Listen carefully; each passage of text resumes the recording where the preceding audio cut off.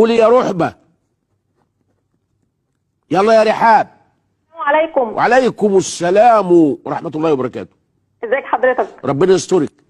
بقول لحضرتك انا عايزه اسال بس حضرتك ان انا عندي قط. القط دوت يعني عايز يعني يتزوج، بس انا ما عنديش امكانيه ان انا اجيب له قطه. نخطب له، نشوف له. لا انا اجيب لك. يا سلام. ونتعاون ونعمل اعلان في الموعظه الحسنه، نجيب له عروسه ما حصلتش. هو انت متاكده انه قط؟ ممكن يكون قطه يا بنت وانت مش واخده بالك. لا انا متاكده انه ذكر. وايه اللي عرفك انه عايز يتجوز؟ ما هو اصل هو جات له مشكله، يعني كان عنده مشكله وديته للدكتور. اي.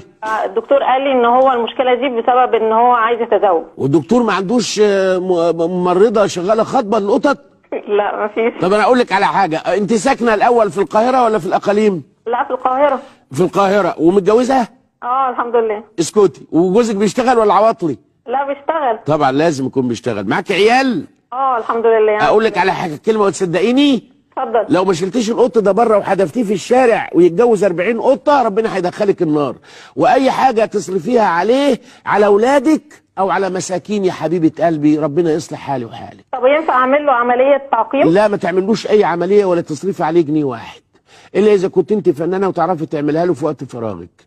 انما ربنا ما خلاش حاجه وقال انا جعلت لها حياتها في الشارع، واحنا نقول له احنا مش راضيين بيك. لا انا هجيبه بيتي انا، ماي هاوس، وانا هصرفي عليه وانا هتكفلي بيه وانا هكون رفيقه بيه وكمان هجوزه.